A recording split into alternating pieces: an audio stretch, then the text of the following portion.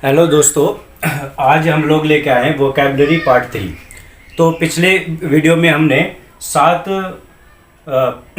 Word को vocabulary को हमने यहाँ पर स्टडी किया था और हमने बताया था कि उस वोकैब को हम कैसे लर्न करें। अपने एक रोज़ डेली लाइफ में जो वर्ड यूज़ होते हैं उसमें एक वाक्य बनाकर हम उसको कैसे याद कर सकते हैं। तो उसी तरीके से आज मैं ये 10 वोकैब लिख रखा है मैंने और एक एक करके बताऊंगा यहाँ पर कि इसको हम कैसे याद करेंगे। तो आइए दोस्तों स्टार्ट करते हैं। तो पहला जो हमारा वर्ड है वो है प्लाडिड।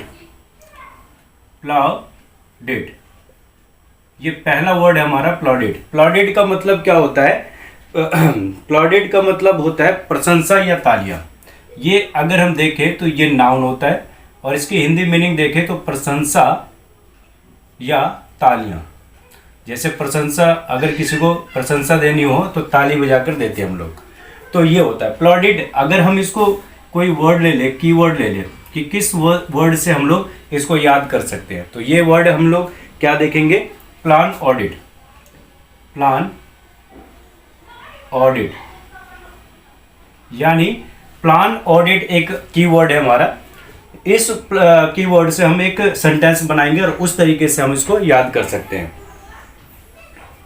तो यहां पर हम सेंटेंस एक्सप्रेशन क्या बताएंगे कि प्लान जब ऑडिट का उसने बताया। प्लान जब ऑडिट का उसने बताया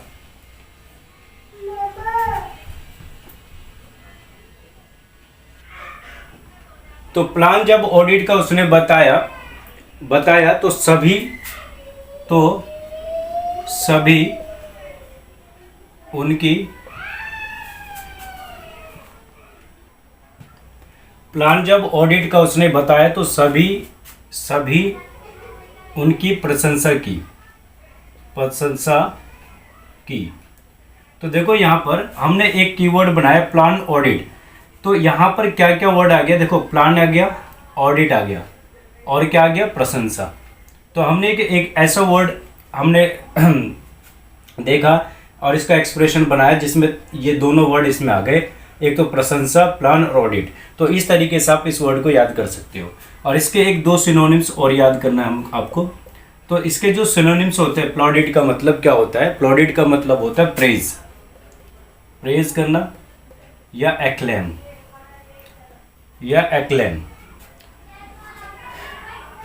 एक्लेम।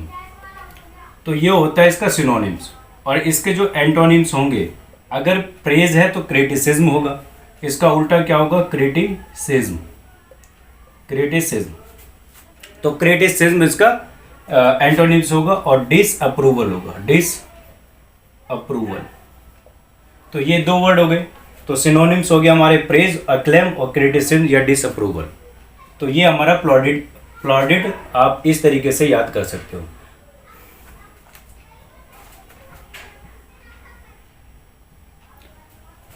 तो देखते हैं आगे दूसरा वर्ड हमने देखा स्टीफल। स्टीफल का मतलब होता है, स्टीफल का मतलब क्या होता है? गला घोटना या दम घुटना। ये दो वर्ड, इसका मीनिंग, हिंदी मीनिंग क्या होता है? गला घोटना या दम घुटना। तो आप इसको किस तरह से याद रखोगे? तो स्टीफल जो होता है एक वर्ब होता है। स्टीफल क्या है? एक वर्ब है और इसका जो मीनिंग होता है गला घोटना या दम घुटना। तो आप इसका एक की पॉइंट याद रख सकते हो, इस राइफल से। इस राइफल, स्टीफल का मतलब इस टाइप राइफल, इस टाइप राइफल। आप इससे याद रख सकते हो। इससे क्या एक्सप्रेशन बना सकते हो कि इस टाइप के राइफल से गला घोटा गया। तो देखो इस एक्सप्रेशन में हमने इस एक्सप्रेशन से देखो इस भी आ गया, टाइप भी आ गया, राइफल भी आ गया।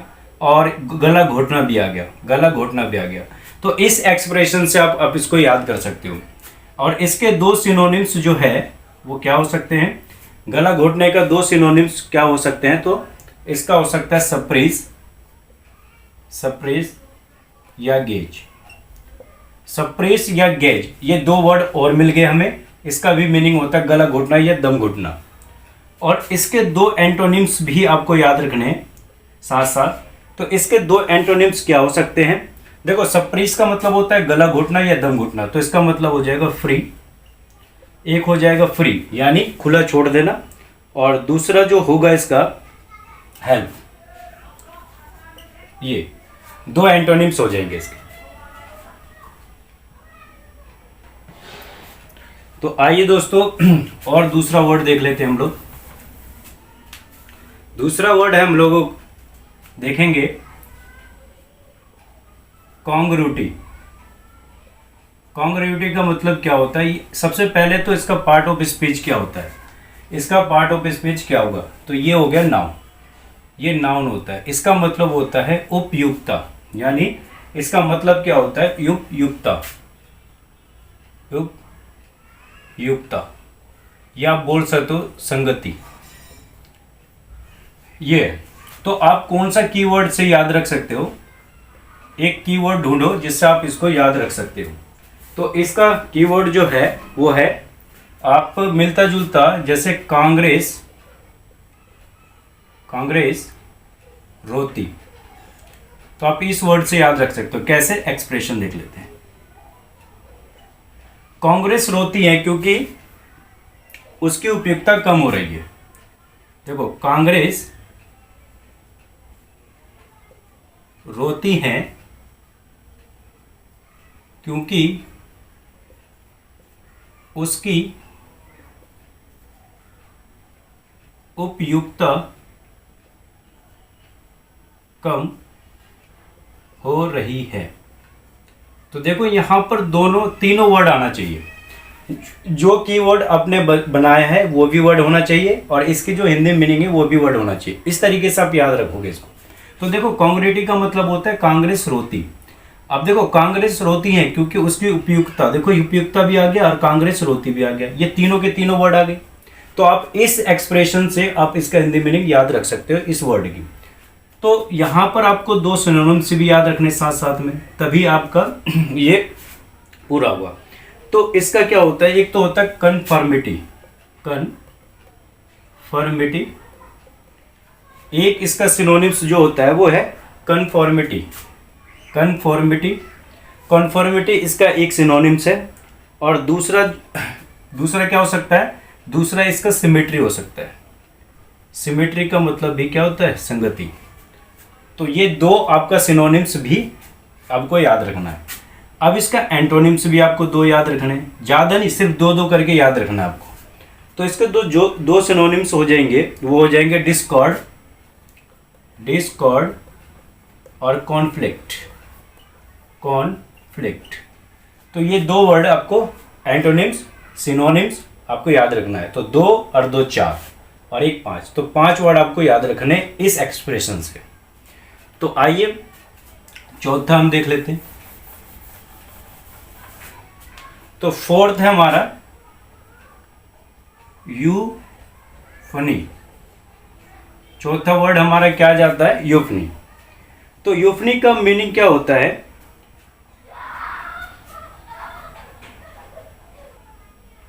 तो यूफनी का मतलब क्या होता है, यूफनी इसका जो पार्ट ऑफ स्पीच होता है नाउन होता है। और यूफनी का मतलब क्या होता है, मधुरता। इसके हिंदी मीनिंग जो होता है वो होता है मधुरता या अच्छा स्वर, अच्छा स्वर। तो यहां पर जो की वर्ड है आपको याद रखना है योर फोन से। तो योर फोन का मतलब इस वर्ड से आपको एक एक्सप्रेशन बनाना है कि योर फोन से अच्छा स्वर निकलता है, या आप ये बोल सकते हो कि योर फोन से बहुत अच्छा स्वर निकलता है। तो यहाँ पर आप याद रख सकते हो कि योर फोन से अच्छा स्वर निकलता है। तो इस कीवर्ड का हमने एक एक्सप्रेशन बना दिया। तो देखो इसमें योर फोन भी आ गया और अच्छा स्वर भी आ गया, दोनों वर्ड, तीनों वर्ड आ गए इसमें। अब इसका जो आपको सिनोनिम्स याद रखना है, इसमें से इसके दो सिनोनिम्स आपको याद रखना है। एक होता है मेलोडी, मेलोडी एक आपको याद रखना है मेलोडी, और दूसरा रिदम, दूसरा रिदम आपको याद रखना है। और इसका जो एंटोनियम्स हैं ये भी आपको याद रखना है। तो ये एक होता है कैकोफोनी, एक होता है कैकोफोनी, कैकोफोनी इसका उल्टा हो जाता है, एक होता है डिस्कॉर्ड, एक होता है डिस्कॉर्ड।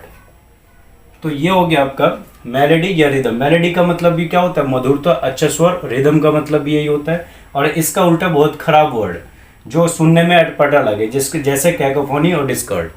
तो ये आपके दो सिनोनिम्स और दो एंटोनिम्स हो गए। तो आइए दोस्तों पांचवा वर्ड देखेंगे। पांचवें वर्ड में क्या दे रखा है?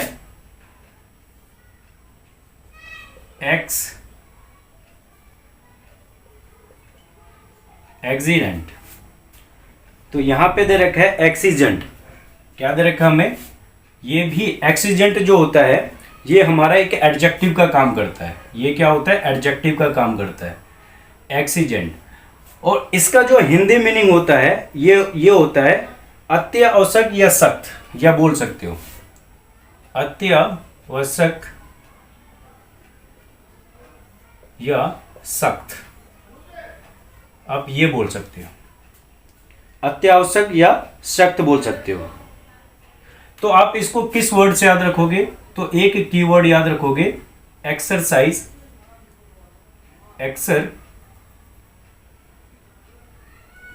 आप कीवर्ड से किससे कैसे याद रखोगे? एक्सरसाइज से, एक्सरसाइज एजेंट, एक्सरसाइज एजेंट। तो ये हमने कीवर्ड ढूंढा एक्सरसाइज एजेंट, और ये मिलता जुलता वर्ड है। एक्सीजेंट का मतलब होता है एक्सरसाइज एजेंट, ये है। एक्सीजेंट का मतलब क्या हो जाएगा? Exercise agent. और अब इसको किससे बना सकते हो? एक्सरसाइज एजेंट को देखो एक्सप्रेशन क्या हो जाएगा इसका? इसका एक्सप्रेशन हो जाएगा कि एक्सरसाइज एजेंट को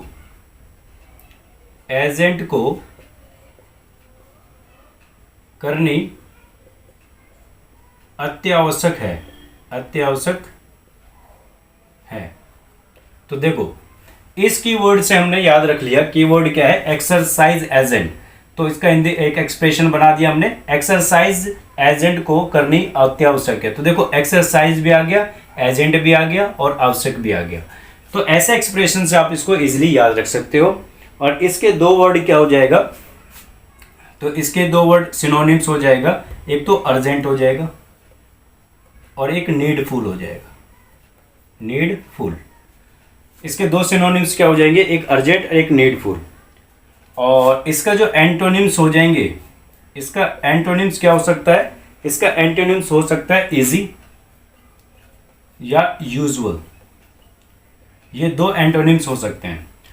तो ये अर्जेंट और नीडफुल हो गया और ये इजी और यूजुअल हो गया। तो ये हमारा पांचवा वर्ड है, ये हमारा फिफ्थ वर्ड हो गया।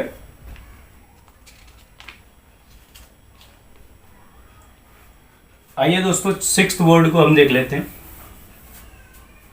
सिक्स्थ वर्ड में हमने देखा प्रील्यूड। प्रील्यूड का मीनिंग क्या होता है? प्रील्यूड जो होता है एक नाउन होता है, एक नाउन होता है। इसका मतलब होता है भूमिका।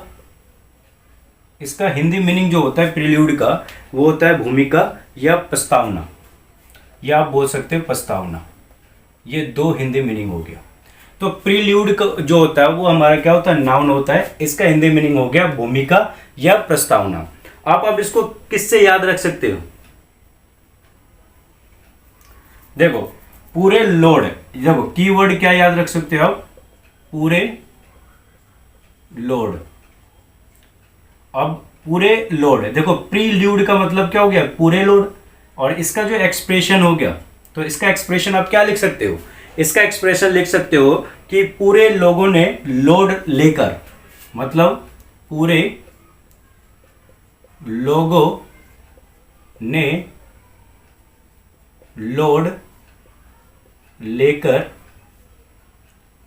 प्रस्तावना लिखी। यानी क्या लिखा मैंने, पूरे लोगों ने लोड लेकर प्रस्तावना लिखी। देखो यहां पर एक तो पूरे लोग भी आ गए, पूरे भी आ गए, और लोड भी आ गया, और प्रस्तावना भी आ गया। तो इस तरीके से आप इसको इजीली याद रख सकते हो। और इसके दो सिनोनिम्स भी है, तो इसके सिनोनिम्स क्या हो जाएंगे, इंट्रोडक्शन, इंट्रोडक्शन। देखो इंट्रोडक्शन का मतलब भी क्या होता है, प्रस्तावना, या एक और वर्ड होता है प्रीफेस। प्रीफेस का मतलब भी यही होता है। और इसके दो एंटोनिम्स आपको भी याद रखने हैं। सारे वर्ड के दो सिनोनिम्स और सारे वर्ड के दो एंटोनिम्स आपको याद रखने हैं। तो इसके दो सिनोनिम्स हो सकते हैं, एक तो हो सकता है एंड, और दूसरा फिनिश। ये एंटोनिम्स हो गए। तो इस तरीके से आप सिक्स्थ वर्ड को याद रख सकते हो। और एक वर्ड और देख लेते हैं, सेवंथ, SHREWD। तो इसको हम क्या बोलते हैं, श्रीड बोलते हैं, श्रूड। इसको हम क्या बोलते हैं, श्रूड। ये होता है एडजेक्टिव। ये हमारा क्या होता है, एडजेक्टिव होता है। इसका मीनिंग क्या होता है, चालाक या चतुर। चालाक या चतुर, ये दो मीनिंग होते हैं इसके।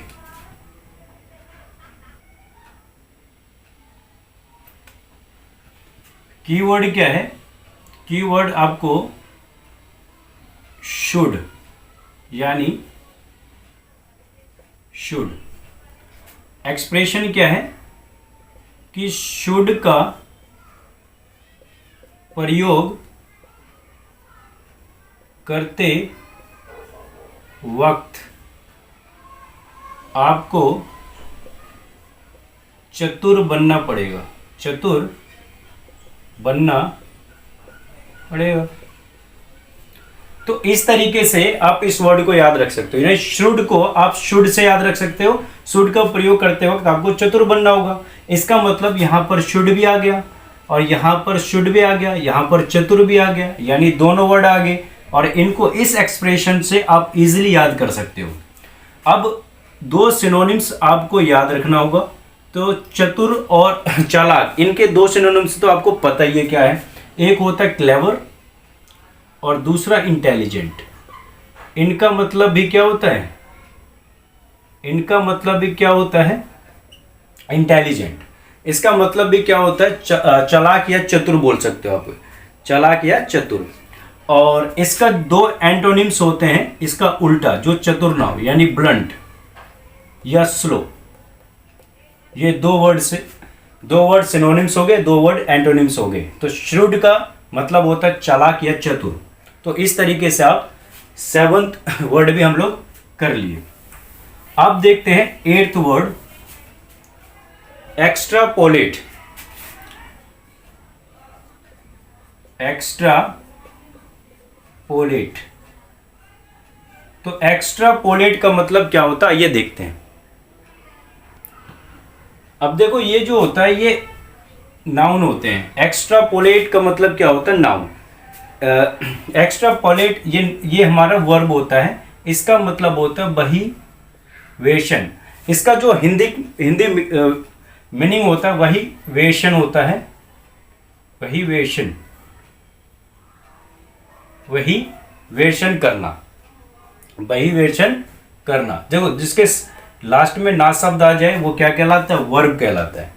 अब इसका कीवर्ड, आप इसका कीवर्ड किससे याद रखोगे, अब इसका कीवर्ड किससे याद रखोगे, एक्स्ट्रा पॉल्यूशन से।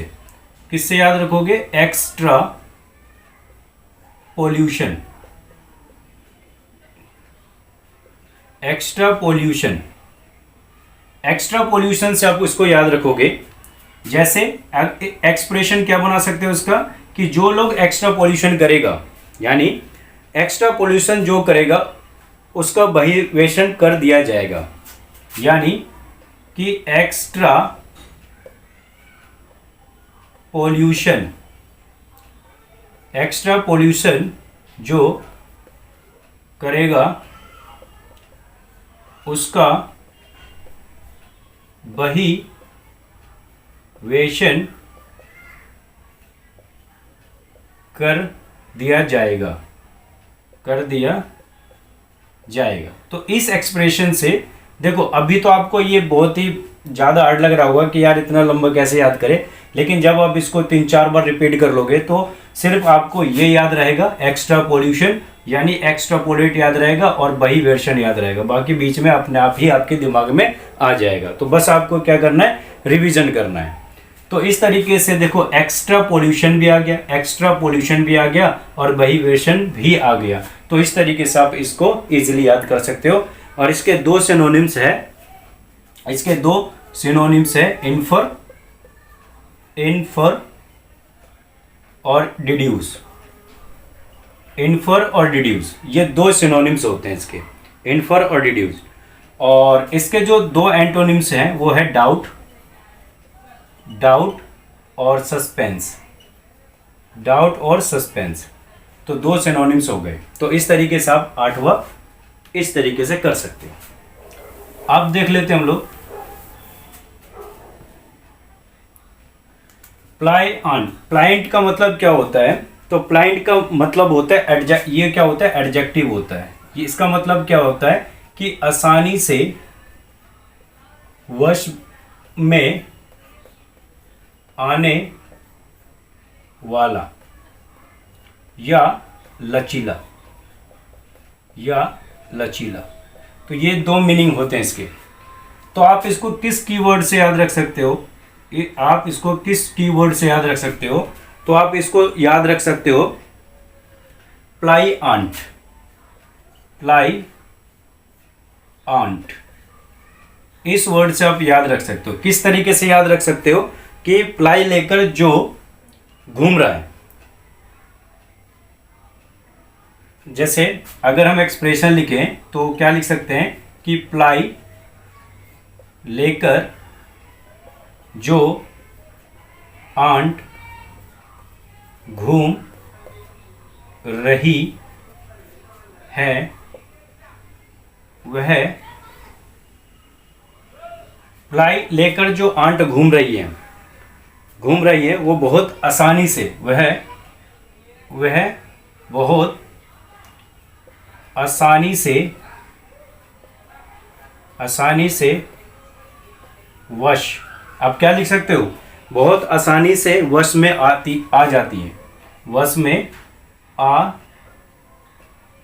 जाती है क्योंकि वह बहुत लचीली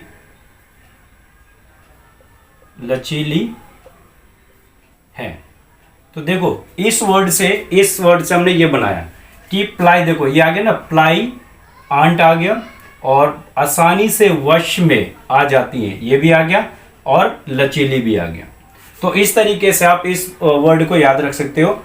और इसके दो सिनोनिम्स जो है वो है, इसके सिनोनिम्स तो इजी हैं याद रखना। जैसे इलास्टिक हो हो सकता है, या सॉफ्ट, बहुत सॉफ्ट होना, यानी लचीले का मतलब होता है सॉफ्ट। और इसके एंटोनिम्स क्या हो सकते हैं, इसके एंटोनिम्स आप क्या लिख सकते हो, इसके एंटोनिम्स हो सकते हैं रिजिड हो गया, या स्टफ हो गया। स्टफ का मतलब होता है कठोर।